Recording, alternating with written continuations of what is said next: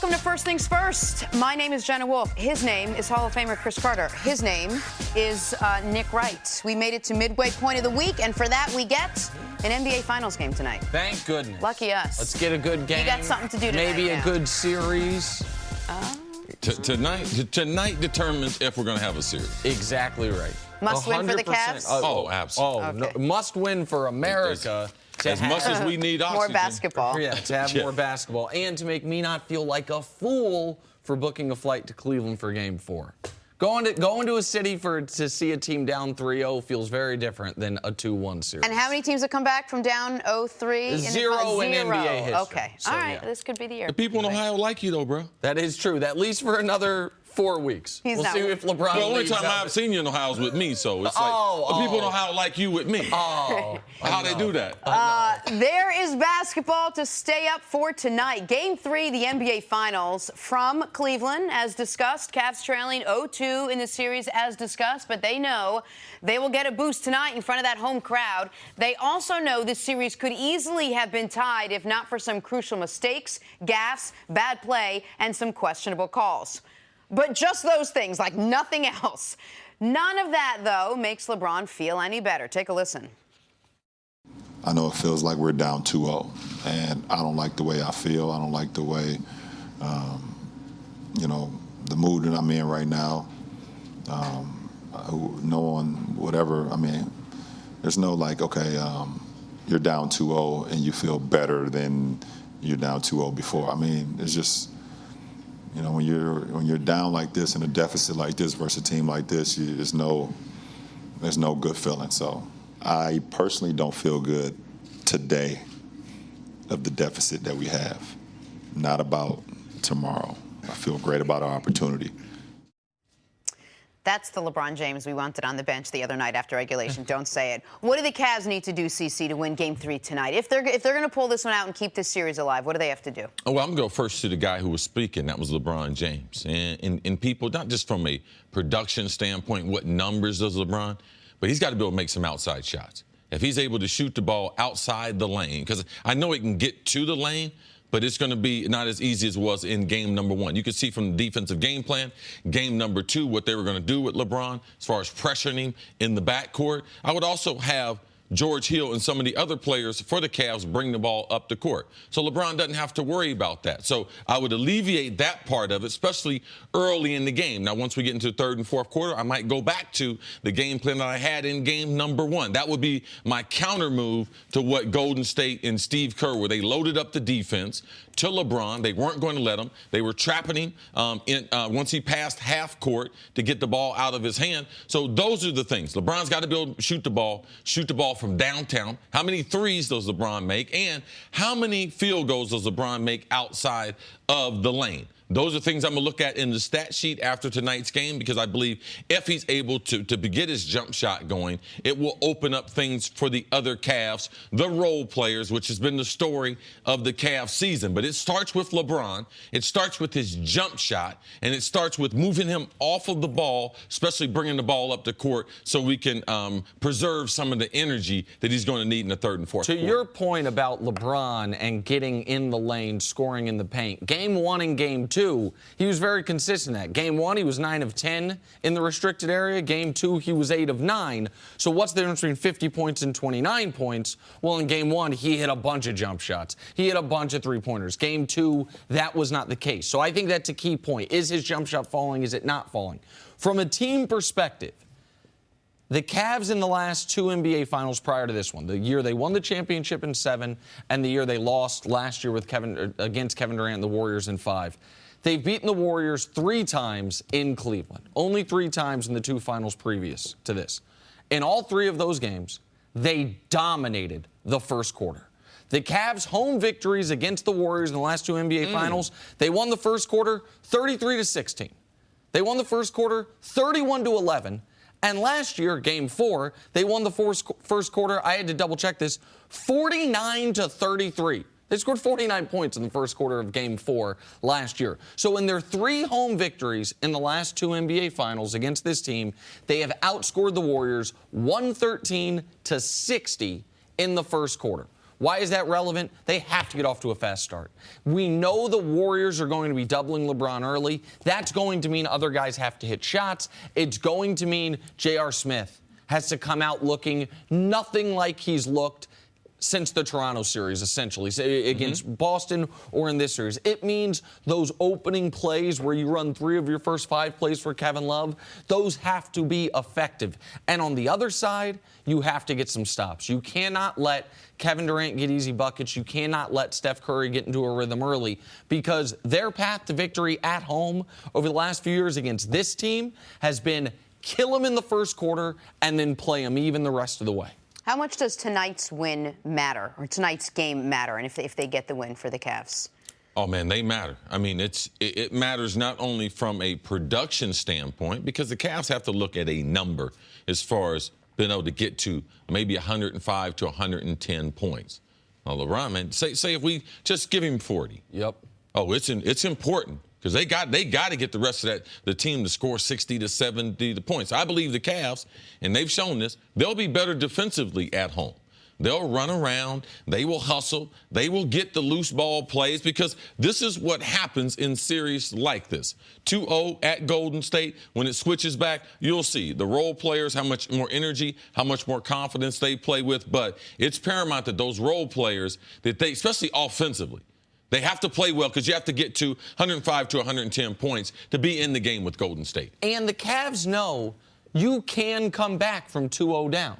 Like, LeBron in his career has been down 2-0 7 times. He's 3-4 in those 7 series. Now, that might not sound very good, but then I would tell you every team in the history of basketball that's been down 2-0 that doesn't have LeBron is 17 and 277. So LeBron in his career comes... So what's the percentage of that? Right, so LeBron in his career comes back from 0-2 down 43% of the time. Every team in NBA history without LeBron does it 6% of the time. So they know they can come back from down 0-2. Not 0-3. Not 0-3. It's never been done, and there's a reason it's never been done. It's not only because if you're down 0-3, the other team's much better than you, but it's because your margin for error evaporates, and I believe your spirit evaporates. Like, you know this. People act like Kevin Durant won the NBA Finals with that jump shot over LeBron, because he did win the NBA Finals with the jump shot over LeBron last year. Even though the series went 5, that happened in Game 3. That won Game 3, and that won them the series. And we look at this and we say, well, what could Ty Lue do differently? These are the same cast of characters that he's had, but he is making a couple little tweaks. We'll get into it more, but he is going to look at Rodney Hood to get more playing time. Yeah, Rodney Hood, Larry Nance Jr., I believe both of them, because both of them bring the ability to be more athletic. Rodney Hood can get his shot off the bounce. He's very good in the pick and roll. Now, they need to, Rodney Hood, you got to do some favors. The same thing you were doing for Kyle Korver, running plays for him, you need to run those for Rodney Hood. You need to give him the same opportunities, because he can score the basketball. Average 16 points with Utah in that Western Conference. He's also, when you're in the Western Conference and you see Golden State, it's totally different than when you're in the Eastern Conference. You only see them twice a year. You get used to seeing them. You get used to their speed. You get used to their shooting ability. So, for me, I thought Rodney Hood should play a significant role in this series. He hadn't yet. Rumors coming out of Cleveland that he will be inserted in game number 3 to get some minutes. So that will be part of the storyline tomorrow, regardless. And the rotational adjustment, in my eyes, is not just going to be who is inserted into the lineup, but who is removed. I would be very surprised if Jordan Clarkson gets the minutes he's been getting. We've talked ad nauseum. He has the 3rd worst true shooting percentage of any player in playoff history through this playoff run. It took him 120 minutes on the court between assists. Like, he's been a wildly negative force for them. But while we're talking about what the Cavs need to do offensively and where they're going to get points, and Rodney Hood getting points off the bounce, the other thing is this. I know your shots fall better when you're at home versus on the road. They need to have more defensive energy. LeBron James cannot be leading them in deflections and getting to loose balls. That's got to be everybody else's job as well. Like, you've got to have guys out there, if they're not being productive, like JR offensively, like Larry Nance Jr. offensively, to be better defensive players to try to keep the Warriors under 105. Back to something you mentioned earlier to me, Jenna. It's about opportunity. LeBron talks about he looks forward to the opportunity, but what an opportunity for those role players. Because everything that we've said about them, and I don't mind this, I don't mind being wrong. But my job is not to make the news. My job is to report the news. And those reserve players, that supporting cast, they've been big bad. Those are just facts. Like, it's not like we're hating on them, but tremendous opportunity for the role players. We always know the opportunity is there for LeBron, but a tremendous opportunity that they could change the narrative just in one game. All right, we are going to talk much more about this. We'll get into it from the other side after this. Will Steph Curry repeat his Game 2 masterpiece in Game 3? Next on First Things First. At Buffalo Wild Wings, we'll admit that we often go overboard with our limited time offerings. We just can't help ourselves. Take our new signature sampler. For $15, you get wings and 3 shareable options, like fried pickles or cheese curds. Then there's our aptly named over-the-top nachos, a literal mountain of crispy tortilla chips loaded with your choice of pulled pork or honey barbecue chicken, corn, jalapenos, and more. Then top it all off with our new platinum margarita. Go overboard with us today at Buffalo Wild Wings. Wings, beer, sports. Available for a limited time while supplies last. Please drink responsibly. All right, NBA Finals. Game 3 tips off tonight. Warriors up 2-0 heading to Cleveland. Last year, the Warriors were up 2-0 heading to Cleveland. We know how that turned out. They won the game and eventually the series. If they do it again this year, it would clinch a 3rd title in 4 years for Golden State. The probable Finals MVP, Steph Curry, though, he isn't taking anything for granted. We understand how hard it is to win in this building. No matter what's going on in the series, when you change venues, you got to reassert your dominance and try to find that right momentum to start. And we have a great opportunity, tomorrow to do that. And I want to be, a part of leading that charge and playing an amazing game tomorrow and really taking control of the series. All right, guys, what do we expect from Steph Curry tonight? He had a phenomenal 4th quarter of the last game. It wasn't a tremendous whole game, but he had a great way to end Game 2. What are you looking for from Steph Curry tonight? I want to see if Steph's game in these playoffs is transferable from venue to venue. Because at home, he's giving you 30 a game, 45% from 3 in these playoffs. And on the road, he's giving you 20 a game and 35% from 3. We know he's not a big difference maker defensively. So I think it's fair to say in these playoffs, as great as the Warriors have been, Steph Curry on the road has been a little disappointing. Now, Steph Curry at home is on his way to a Finals MVP, the only thing missing from his resume. So I want to see if his game transfers from venue to venue, and I want to see if Steph Curry is actively trying to build off of the 4th quarter he had.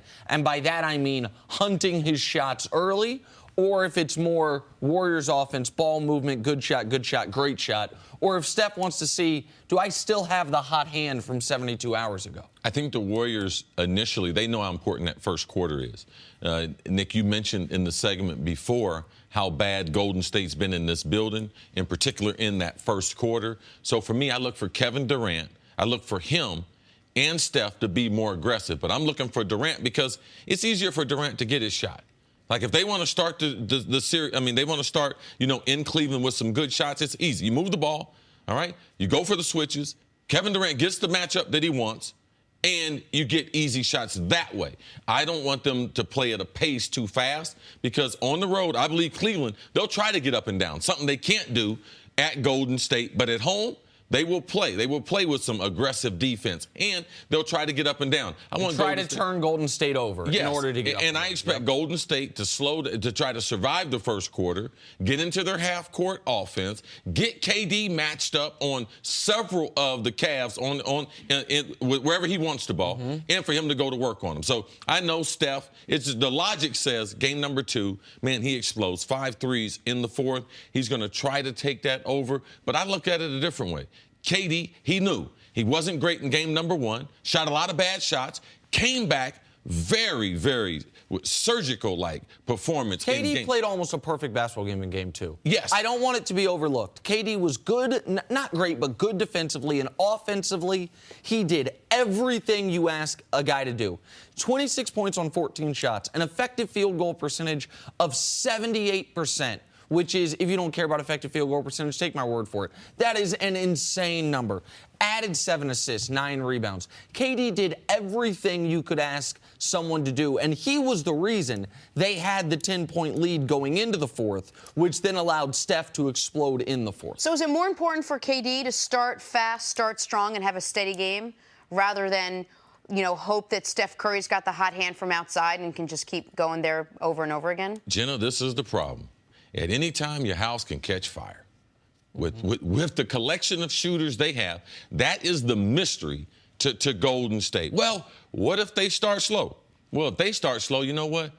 Clay and Draymond can chip in and get them through the first quarter. But we saw in game number 2, classic Warriors fashion, Steph playing bad basketball. It finishes with an NBA record 9 threes, 5 of them in the fourth. So KD can go off in a quarter. We have seen Clay, playoff Clay, game 6 Clay. Right. I mean, go for 30, 25 in a quarter. So that's part of their greatness is, yes, they can start sluggish. They're a team that can afford to do that. The Cavs don't have that luxury, and most other NBA teams don't have the luxury. But what we also know about this Warriors team is this, that they are two different teams when in games where Steph's their best guy and in games where anyone else is their best guy. In this season, when Steph leads them in scoring, they win 90% of their games.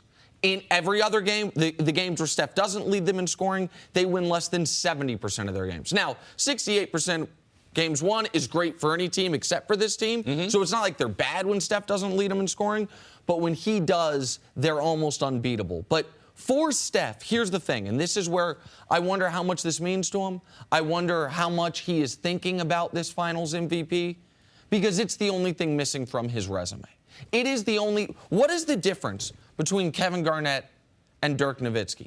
They both were the best player on a championship team. They both were regular season MVP. They were both one of the best power forwards of their era. Can I guess? What? Finals MVP. Dirk was a Finals MVP. KG wasn't. What's the difference between David Robinson and Hakeem Olajuwon? They both won 2 titles. They both won a regular season MVP. They were both 2 of the best centers of their era. Can I guess? Finals MVP. Finals MVP. This is such an easy Why guess. is Paul? Why? When we see Paul Pierce and Chauncey Billups on television before the game, do they say NBA champion? Do they say future or Hall of Fame? No. What do they say? Finals MVP from 2004. Finals MVP from 2008. Like, the Finals MVP thing is the one thing missing from Steph's resume. Do you think he thinks about that when he takes the court? You think that I would. fuels him to shoot more, get out quicker, start sooner? I mean, does that? How much is that? Is he thinking about that? And you have to be honest with fans. It's hard for things like that not to enter your mind. But the thing about it is, if Steph, how does Golden State win game number 3? They need Steph to play well. That would lead to being MVP. So whatever game plan that they would have as an organization, as Steve Kerr, it's based on Steph being real good. Now, Steph's got 2 games in his back pocket where the other Warriors haven't stood out MVP-wise. So now it's game number 3. The Warriors want to sweep this. So game number 3 becomes important, and Kevin Durant has the ability, too, to get into the conversation, too. So I believe there's always that little competition against yourself. There's always that competition when you're playing against great players. And the reality is if they do go up 3-0, there is going to be a Warriors MVP potentially after game number 4. Well, that's the other thing is, like, yes, Durant could get in this conversation, but the way to prevent LeBron from getting into this conversation, even if the Warriors win it, is to win this thing in 4 or 5.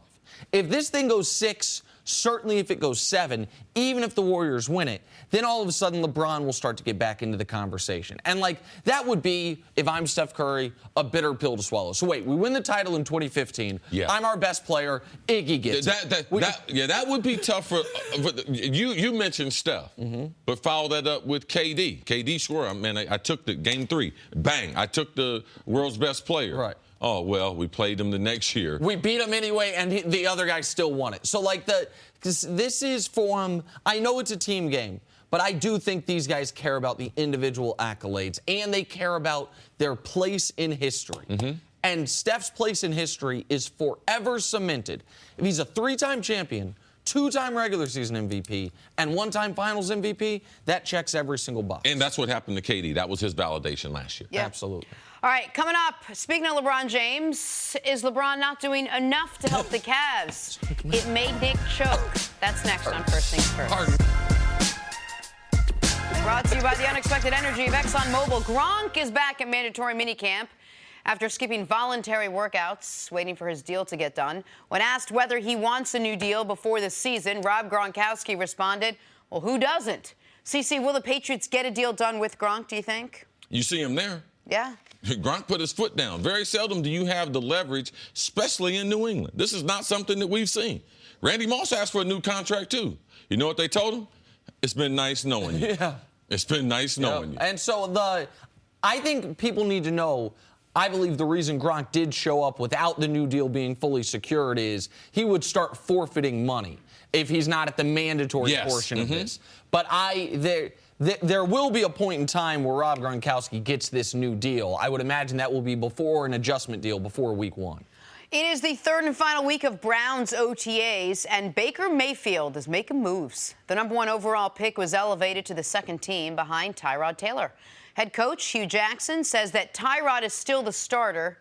Chris, who starts week 1 for the Cleveland Browns? Week 1, Tyrod will be the starter. He should be the starter. He will be, if the Browns, the best way to win week #1, unless he gets nicked during the preseason, would be with Tyrod Taylor. But before Halloween, that guy in that orange helmet will be in the Cleveland Browns under the center. Typically, when you're drafting #1 overall, you don't really care about your record the following season. You just want to get as many reps, as many opportunities for that #1 pick. But when you're a team that's 1-31 over the last 2 years, it would be great for them to start 2-2. It would, whatever best thing you can do, because it's not just the quarterbacks that have gone 1-31. Yes. So I also think it'll be Tyrod. Give them the best chance to get off to a good start. Hey, what happens when the most talked about player for much of the season in college basketball tries out for the team in the biggest media market in the country? It makes our show. That's what. Trae Young worked out for the Knicks Tuesday and said the thought of going to New York is, quote, pretty cool. Nick, does Trae Young make sense for the Knicks with that 9 pick? Yeah, to me, he does. I think he'd be a good fit. I think he'd be a fan favorite. I am more bullish on him as a pro than I think a lot of people are. And I think that 7, 8, 9, 10 range is exactly where he should fall. So if he's there at 9, if I'm the Knicks, I'd take him. Yeah, I'm concerned. Nick and I have talked about this. Great college player. I've seen a lot of players a lot like him. Maybe not as good, couldn't dribble, as Jamila told me. He's good off the bounce, see? I was like, okay, yeah, I'll give you that. But small players and guys who depend on the 3 in the NBA, typically they don't have long careers. Finally, the Warriors already have a 2-0 lead over the Cavs. They could be adding a former NBA MVP. Andre Iguodala has been upgraded to questionable ahead of Game 3 in Cleveland tonight. CeCe, how much of an impact would a healthy Iggy be for Golden State? Oh, he would definitely help them. You got another big body that you can throw at LeBron James. They don't need any more offensive help. You have another wing defender. Clay had a significant injury. They're saying a high ankle sprain in game #1. Plays 40 minutes, plays great in game #2. But as the series goes a long time, man, Clay would love to get a little blow. You put Iggy on that defender that Clay, he has the versatility. Man, it helps this team. It makes them fresher. And let's not forget, not to get ahead of ourselves, but game 3 and 4 in this series are the only 2 games where there are only 2 days in between. So they're playing for Wednesday, and then they're going to play Friday. So for me, I wouldn't play him in game #3 because you know you got Friday's game. Yeah. I would keep him out, have him questionable, get a couple more days of positive. And there is no practice, but he gets 2 more days of conditioning, and then I would go with him Friday in game #4. I think that is likely what they will do. And obviously, a healthy Andre Iguodala helps them defensively. I do not think a healthy Andre Iguodala, from what they've had thus far offensively, makes a big impact just because the guys off the bench have been so good. The Warriors bench in this series is shooting 60% from the field. The Warriors bench in this series, if you just remove the 3-pointers, are shooting 76% from the field. So, offense, now those guys will regress to the mean, which is why it is important they get him back at some point, because Jordan Bell's not going to keep shooting 80%. JaVale McGee's not going to shoot 90%. Livingston's not going to shoot 100%. So eventually those guys will regress, and if you can put in Andre Iguodala, that will help you. But where we talk about his impact is his defensive impact on LeBron. If he is only 75%, that defensive impact is totally muted. He needs to be full strength if you're going to say, hey, you haven't played in 2 weeks. Here's what we want you to do. Go guard the best player in the world. Go try to slow him down when he's playing at such a high level. So if I think tonight he's 80%, but he could be at 90, 95% on Friday, I would also wait until Friday. You make a very good point. This Warrior team doesn't need any more offense right now. It could use a little more defense. But what's the one thing the Warriors are they missing anything where you're like, oh, actually they do need Iggy, or they need something else to really close this out? Is there any part of this game and this team that you watch and you're like, it's the one thing they could do better? They're not playing perfect basketball, but they do have a system. The biggest problem is they can do so many things. What they hurt Cleveland with in game number 2 was they slipped the screens. They come up for the pick and roll. Instead of setting a pick, they were sliding to the bucket, which led to a lot of layups and dunks. What they might be missing, because if they put Iggy on the offensive end, I believe it hurts them.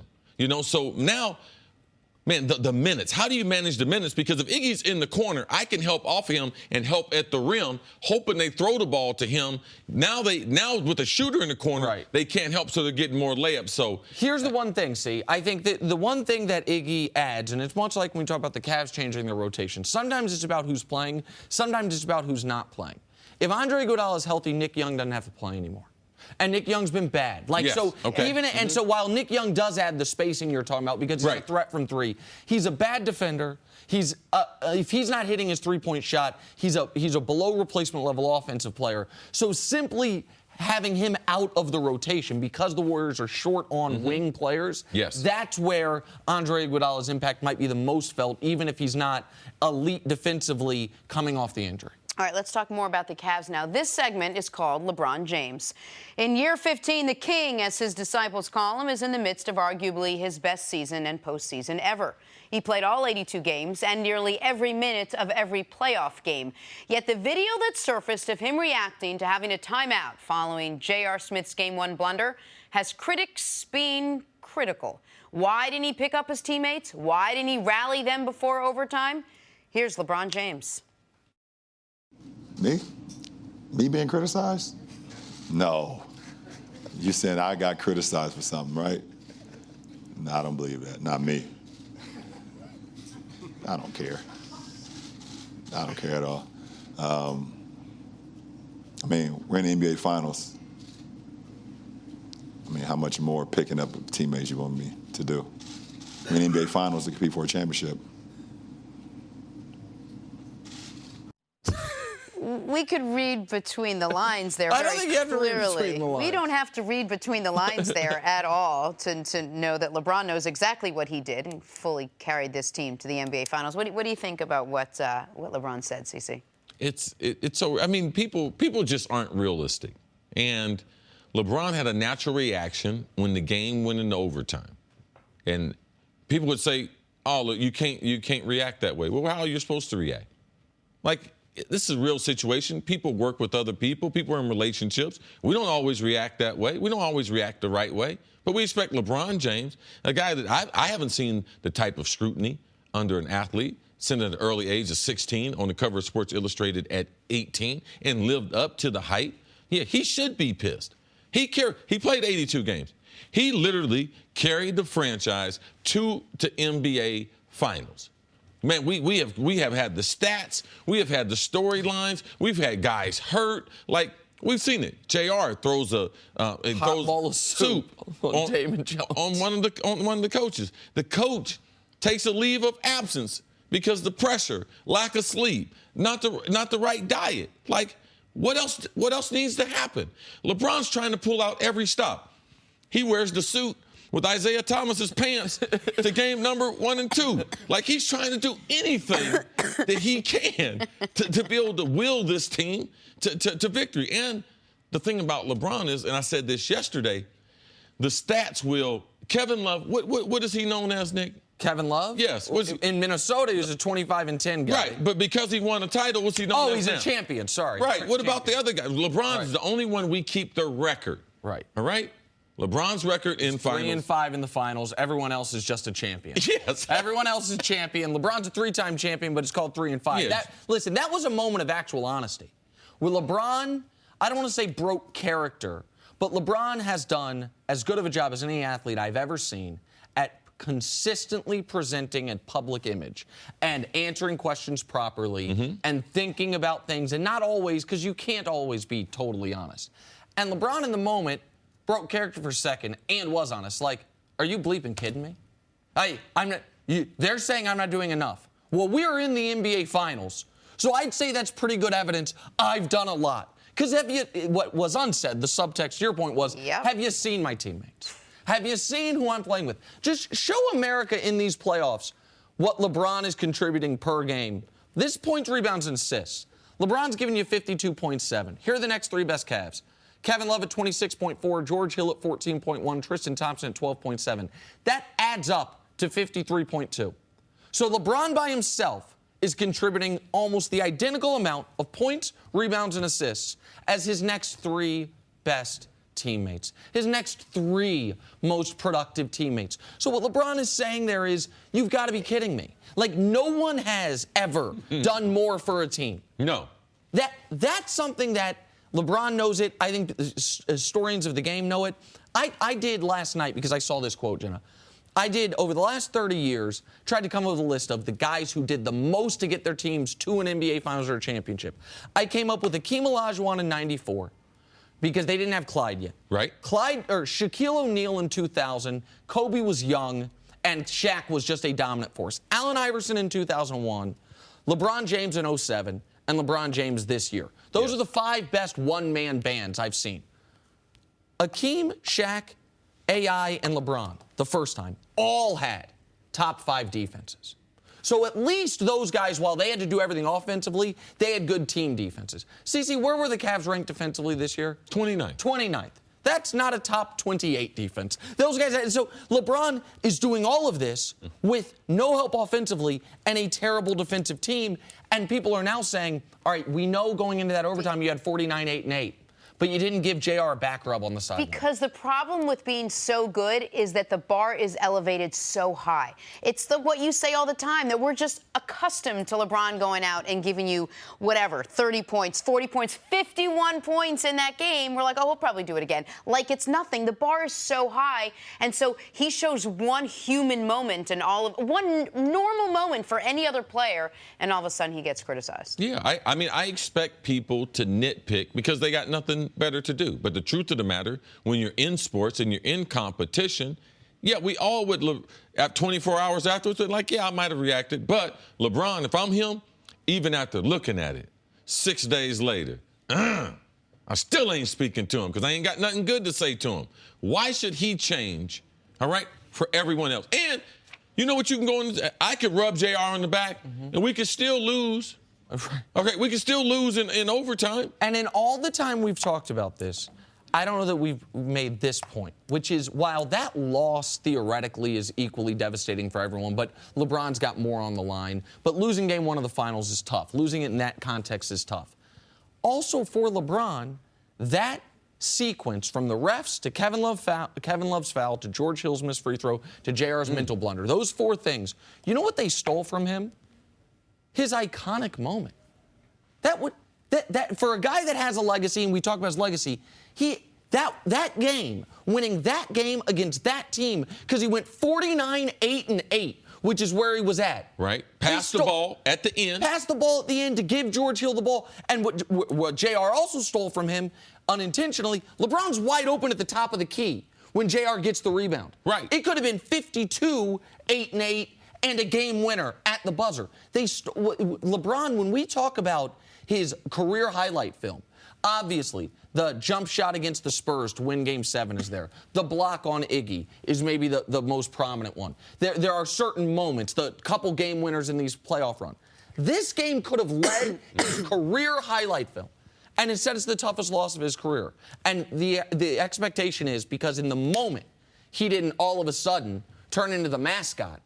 He didn't do enough. I personally, there's a lot of people I respect, friends of mine in the media, that are really criticizing him for this week. It's one of the most laughable things I've ever seen. You're right. Patting him on the back might not have done anything. There's a good chance they go out and the same exact thing happens in overtime. And it's my fault that we didn't play well in overtime now. Right, Okay. of course. Of course. It's LeBron's fault that that Klay Thompson hits a three. It's all nonsense. All right, we'll take a little break. Coming up, a Super Bowl contender that many people are overlooking. Next on First Things First. Welcome back to First Things First. We're now joined by Super Bowl champ Chris Canty. Chris, how's it going? Thanks for giving us just a little basketball break. Thanks for you guys having me in. I appreciate it. Getting ready Get a chance for, to chop it up, talk a little football. Yeah, a little mini camp action. It's always good. It's always good. We love to have you. All right, Because one the of the NBA teams. Finals is pretty much a wrap. Fall back. Let's wait for tonight. Nick, you keep talking Let's about wait it, and for LeBron tonight. James is arguably the greatest player of all times, but stop it. The Cavs can't. Let's enjoy tonight. We can Canty. enjoy it, but we know what's going to happen. It's All like right. Titanic the movie. You know how it's going to end. Sweeps aside, San Francisco's new golden boy, Jimmy Garoppolo, will have quite the fairy tale to uphold this season. The Niners quarterback started only 5 games last season, played in 6, but the way people are talking, you'd think the guy was Montana or something. San Fran in the mix as a dark horse team to compete for a Super Bowl. But Jimmy G says he's not paying attention to the noise from the outside. Chris, we'll start with you. Chris Canty, are the 49ers legit Super Bowl contenders with what you see they have and how they finished the season last year? No, they're not legit Super Bowl contenders Awesome. with that Thanks for supporting coming cast. in. But, I mean, I think this is a team that can compete. They can be a 500, 8-8, 9-7 type of ball club, potentially challenge for a playoff spot. I think that's where the 49ers are. It's a young group that's playing with a lot of confidence. You saw how they finished the season last year when Jimmy G was inserted into the starting lineup. They won 5 games. Now, 3 of those games were against teams that were in the postseason that year. Now, granted, the Los Angeles Rams sat a lot of their starters in that regular season finale, but you can't ignore the impact that Jimmy G had on that offense. And we saw with Kyle Shanahan and his relationship with Matt Ryan in that second year, Matt Ryan made that improvement, became an MVP caliber quarterback. I look for something comparable to that. Not exactly the same because the supporting cast is not the same, but I look for Jimmy G to have that kind of improvement in year 2, Kyle Shanahan's system. So the division, you look at the landscape of the NFC West, it's not a very tough division. The Seattle Seahawks, they're retooling that defense. That's a team that's a middling group right now. And then you look at the Arizona Cardinals, first-year head coach, first-year defensive coordinator, and then you don't know what you're going to get from the quarterback position. So they're trying to regroup as well. So I look at the San Francisco 49ers and say they should have an opportunity to be a 500 club, 8-8, 9-7. That's what I'm looking for from this season. And, of course, Jimmy G is going to be a big part of that. What does Andrew Luck keep saying? It's important not to skip steps. I feel like that's what a lot of the media and the Vegas bookmakers are doing with the San Francisco 49ers. They're trying to skip a step. There typically is a step between rebuilding and Super Bowl contention. And that step is becoming above average, competing to be at 500, maybe a game above 500. Maybe you steal a game, so you're 2 games above 500, and then look, you're competing for a playoff spot. That's where I view San Francisco. I think anything less than 7 wins would be very disappointing this year. I think anything more than 10 would be skipping a step. I think they are exactly where you're saying.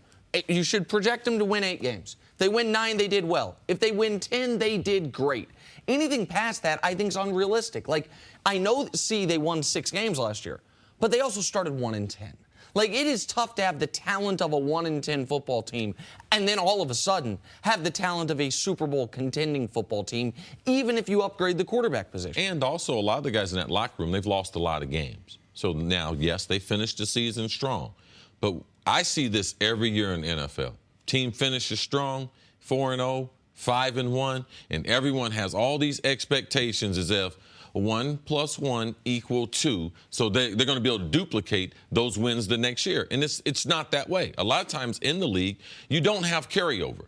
Those OTAs, those off seasons for those young teams that have been losing, they become very, very important. So for me, yes, there's hope in San Francisco, but is it Super Bowl hope?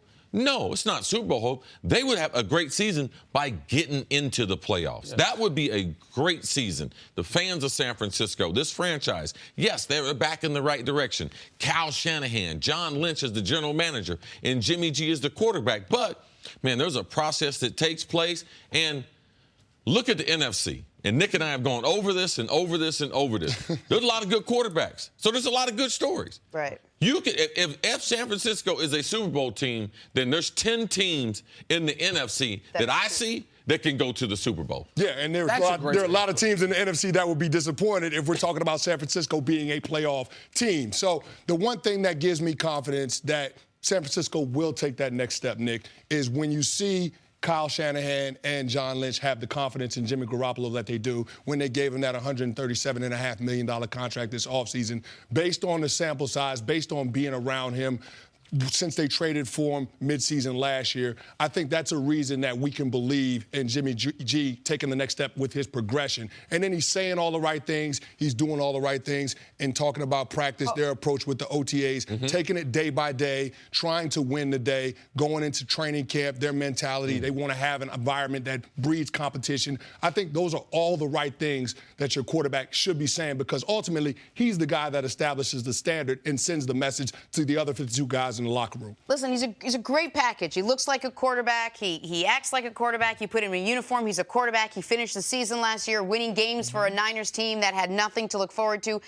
But you said they gave him, Lynch and Shanahan had confidence in him. They gave him this big deal. They traded for him. So he must be a good quarterback. What did you see last year that leads you to believe this is the guy, this is the skill set, this is the guy that's going to take this 49ers down? I mean, do you have as much confidence in him as the Niners brass do? I do, and I'll give you a little bit of nugget right here. In 5-step drops in the NFL, Jimmy Garoppolo had the highest passer rating, 116.9. He had the highest passer rating out of any quarterbacks with 5-step drops last year. So that tells me he's very accurate, he's quick with getting the ball out of his hands, and those are important traits to have at the quarterback position. Now, I thought that John Lynch did him a solid by drafting Mike McGlinchey to tackle in the top 10 of the NFL draft. If you're going to go ahead and invest and buy the house, which is the franchise quarterback, you better get homeowners insurance, and that's making sure your tackle positions are solidified. The only question I have about Jimmy Garoppolo is he a quarterback that can elevate the play of everybody around him, or is he one of those quarterbacks that does a really good job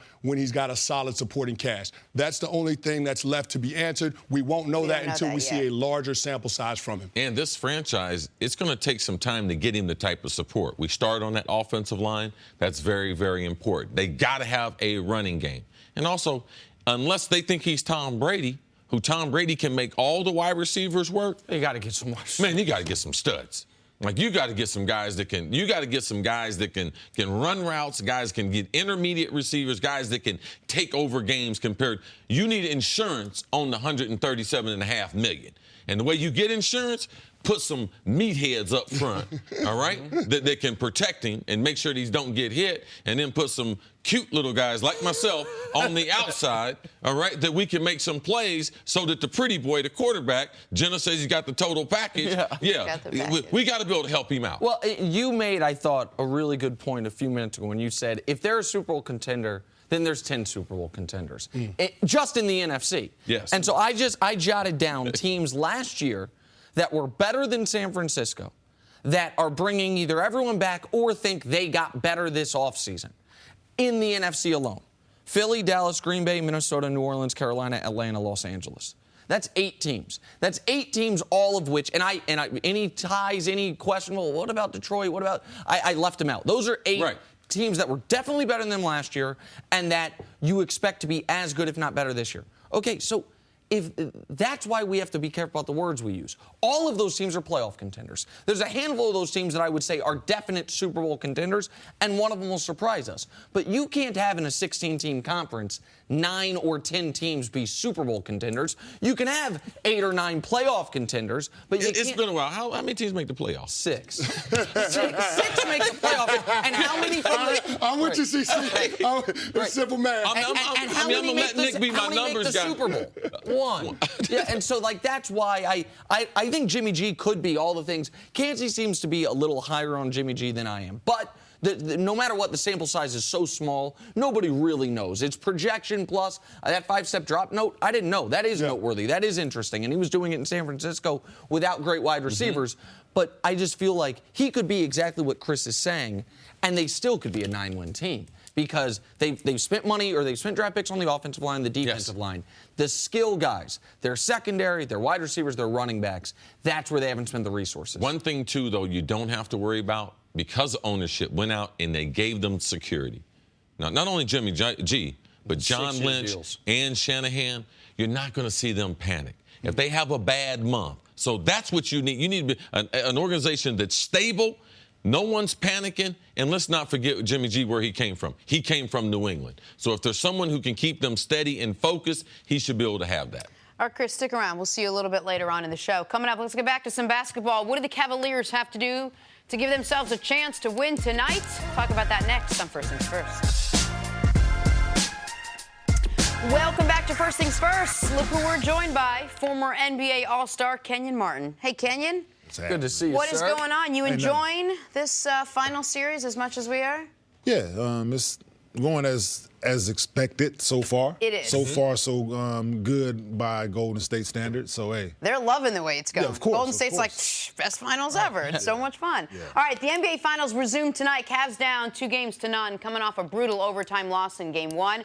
But they know they'll get a boost tonight in front of the home crowd. They also know this series could easily have been tied if not for a couple of crucial mistakes, some gaffes, some bad play, and some questionable calls. But honestly, that's it.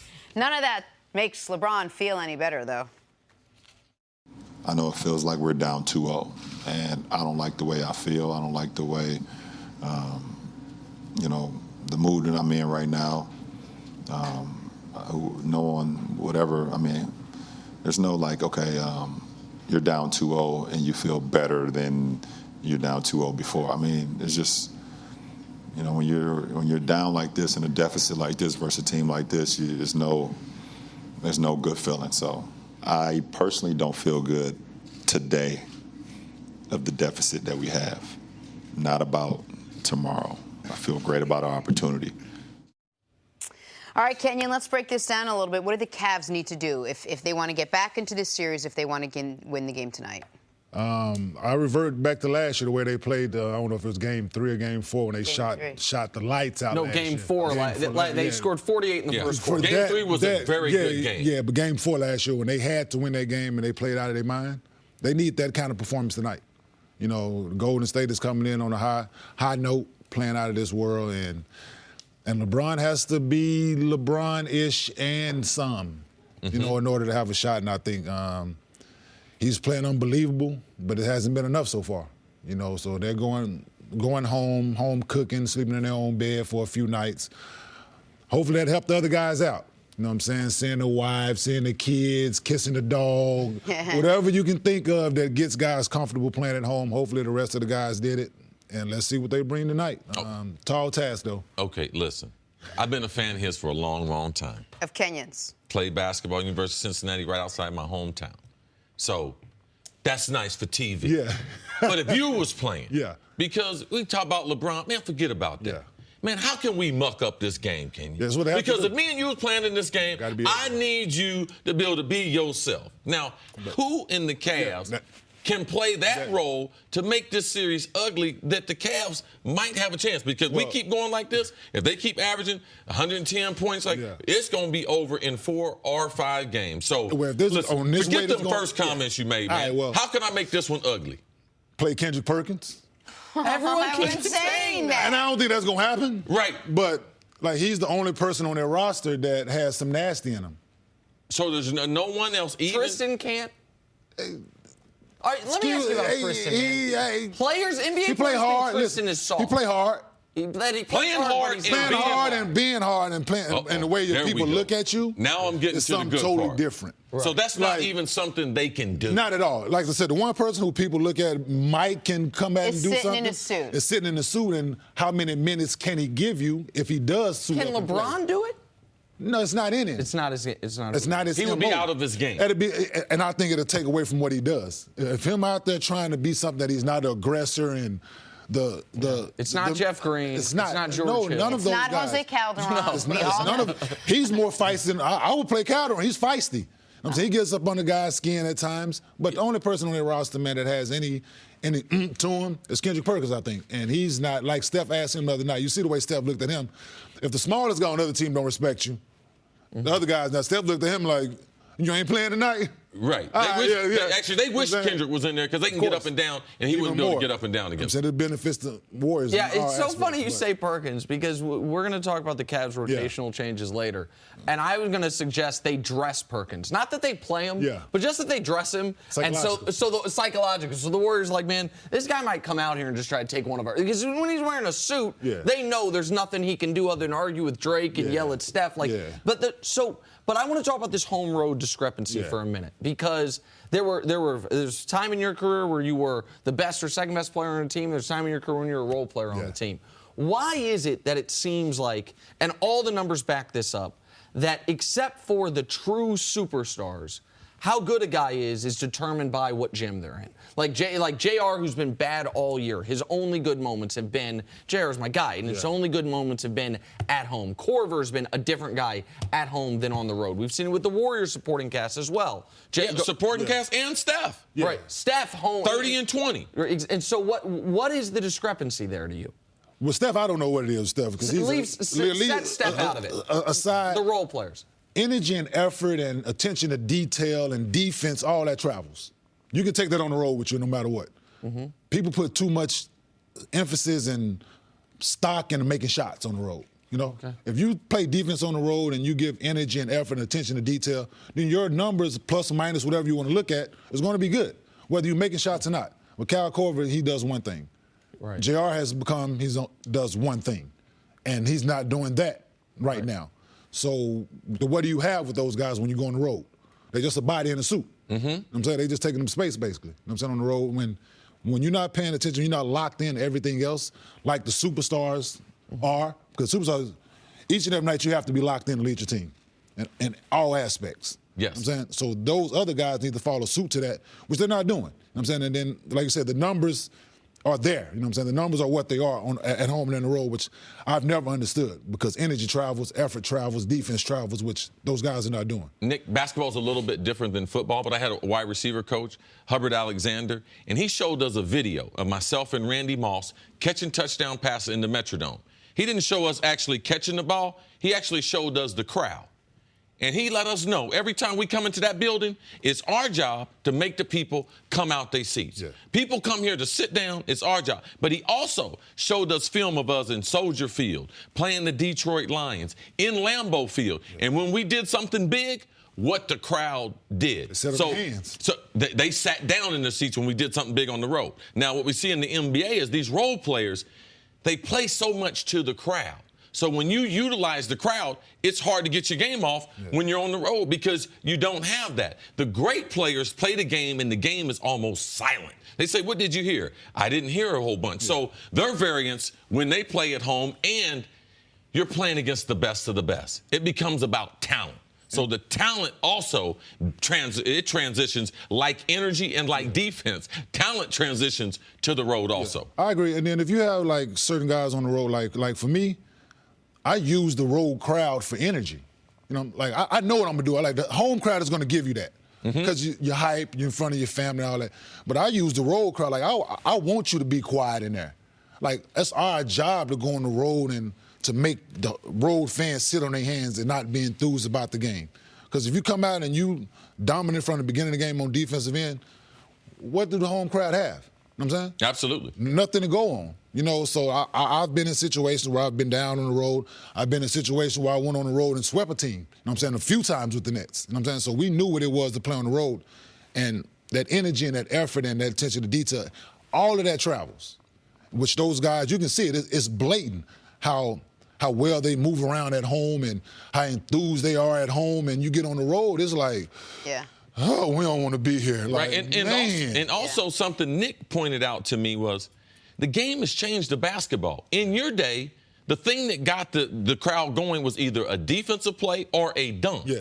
Now it's the three-point shot. Definitely. So now what players are looking to try to get up off of happens to be that three ball. So now you have a team like Golden State and the Cavs. We know that when they're shooting the ball well, they play so much better. And we know that Golden State's going to be doubling LeBron again. Yeah. And so those guys are going to have open shots. JR's going to have open shots. Say it again. What took so long? For the Pacers, the Raptors, what took the Celtics, so long? I don't know. I've been saying this since day one. What took so long?